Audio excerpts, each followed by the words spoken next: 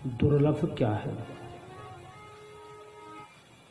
जिसको प्राप्त करके हम प्रशंसा के पात्र बन जाए। दुर्लभे मानुषे लोके, मनुष्य जन्म प्राप्त कर लेना बड़ा दुर्लभ, बड़ा दुस्तर है। हमें मनुष्य जन्म प्राप्त हो जाए तो भद्र काया है। मानुषम जन्म भद्र कायाम, कल्याणकारी शरीर है मनुष्य। क्योंकि कोई जीव पशु पक्षी आदि बन के भगवान की भक्ति नहीं कर सकता।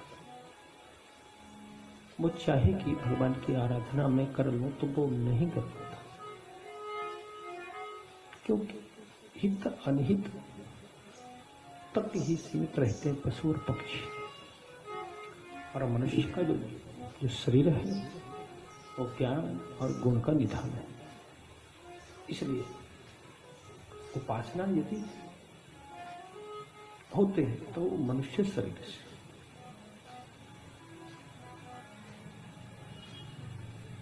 मनुष्य का शरीर जिसको प्राप्त हो जाए, समझो वो जीव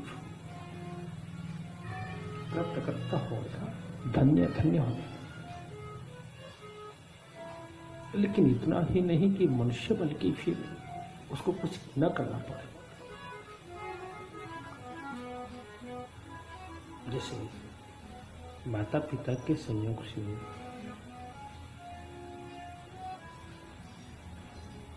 संतान की उत्पत्ति होती है। 20 दिन में गर्भ बुलबुल के सदृश होता है। 1 महीने में समझो ये नींबू के बराबर, 3 माह में और उसकी अभिवृद्धि हो जाती है। रोम नख निकलने प्रारंभ हो जाते हैं, अंग आदि बन जाते हैं। 5वें से 6वें महीने में उसको भूख प्यास सताना शुरू कर देते हैं। और वो गर्भ में रोता है, चीखता है, चिल्लाता है, छटपटाता है, सब कुछ करता है। हे परमात्मा मुझे बाहर निकालते हैं, मैं तुम्हारा आराधन करूंगा, सुमरण करूंगा, स्तवन करूंगा, कीर्तन करूंगा, आदि आदि सब कुछ कर छटपटाता है। लेकिन जब तक समय उसका बाहर आने का नहीं होगा, एन केन प्रकार परमात्मा उसको कैसे बाहर करते हैं।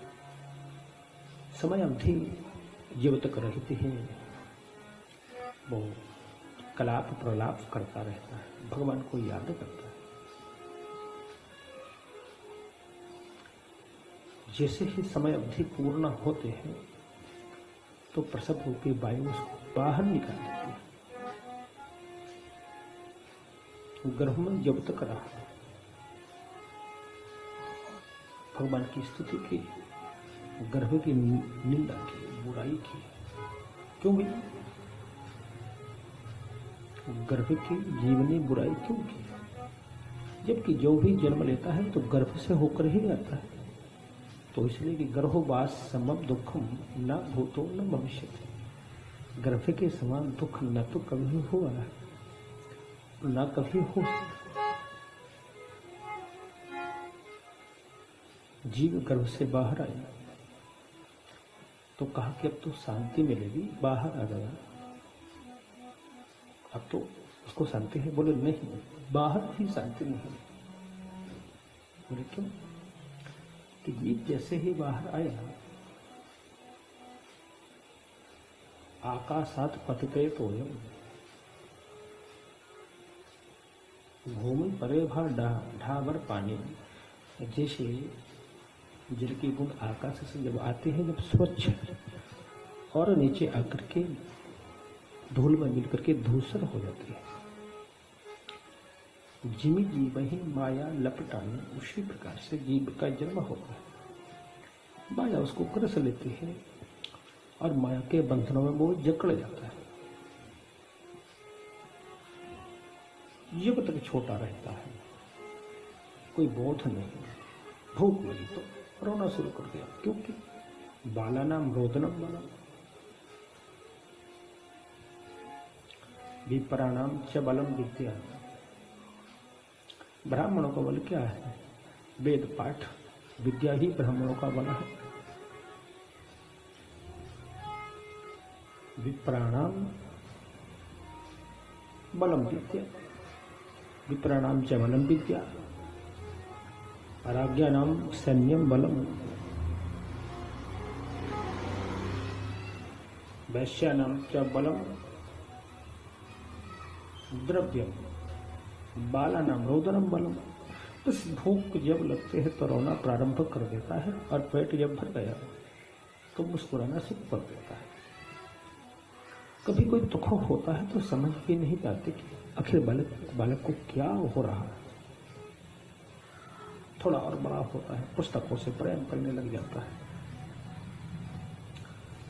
और उम्र उसकी निकलती है, स्कूल में पढ़ने जाता है। 16 वर्ष का हुआ, विवाह हो जाता है। विवाह होने के पश्चात सबसे वो नाता रिश्ता तोड़ देता है, फिर अपने घर गृहस्थी में जुट जाता है। ऐसा करते करते अंत तो संतान उत्पत्ति के बाद उनके भरण पोषण में लग जाता है, उनकी गृहस्थी जुटाने में लग जाता है। और एक दिन वो आता है कि समय पूरा हो, यहां से जीव चला जाता है। जैसा आया वैसा गया, फिर गर्भ में आकर फिर भगवान की स्तुति करता है। अरे जीव इसलिए नहीं आया है कि वो परमात्मा को भूल जाए। ठीक है, जीवन जीना है तो आपको अन्य सारी वस्तुओं की आवश्यकता तो होगी, लेकिन नहीं, हरि का भजन पेट का धंधा, जो न करे वो मूर्ख और अंधा। दोनों पहलू बराबर के हैं। जैसे भोजन जुटाना अनिवार्य है, वैसे ही भजन करना, भगवान का भजन करना अनिवार्य है। इन प्रकार छूटना नहीं चाहिए। ऐसा कहीं होता है तो फिर बाद में पछताना ही हाथ लगता है। इसलिए समय रहते हम धीरे धीरे धर्मार्जन करना शुरू करें।